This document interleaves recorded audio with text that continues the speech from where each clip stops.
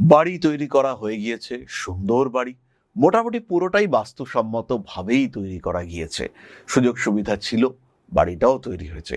কিন্তু বাড়িটাতে আসার পর থেকেই সদস্যদের মধ্যে একটা অস্থিরতা, সবসময় একটা অশান্তির বাতাবরণ, টাকা পয়সাও সেভাবে আসছে না।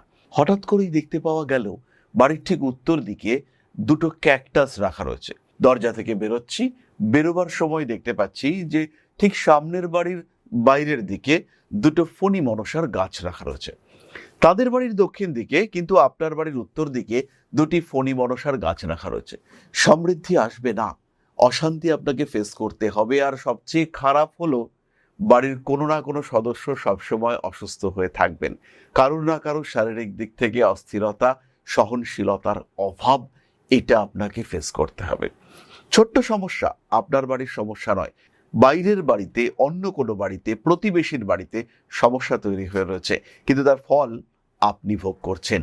এই ধরনের বেদ, এই বিষয়গুলিকে বলা হয় বেদ। বাড়িতে যদি এই ধরনের বেদ সৃষ্টি হয় তাহলে কিন্তু সমস্যা আসতে পারে। বাড়ি তৈরি করবার সময় এই বিষয়গুলিকে কিন্তু খেয়াল রাখতে হবে।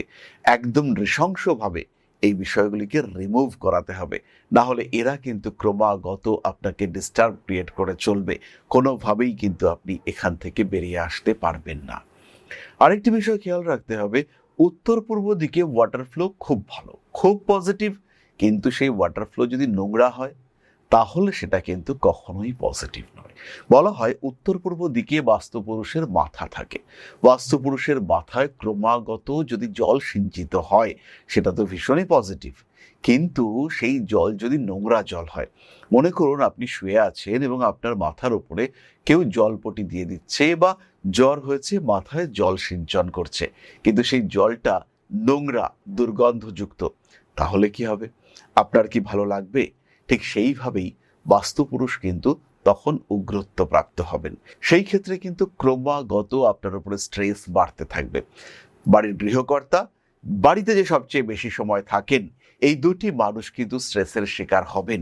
তাই উত্তর পূর্ব দিকে ওয়াটার ফ্লো ভীষণ ভালো, কিন্তু সেই ওয়াটার ফ্লো যদি নেগেটিভ হয়, দুর্গন্ধযুক্ত হয়, বাজে জল হয়, বাড়ির আবর্জনাযুক্ত নোংরা জল হয়, তাহলে সেটা কিন্তু সমস্যা সৃষ্টি করবে।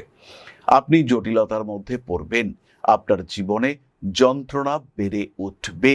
এই বিষয়টি কিন্তু খেয়াল রাখতে হবে।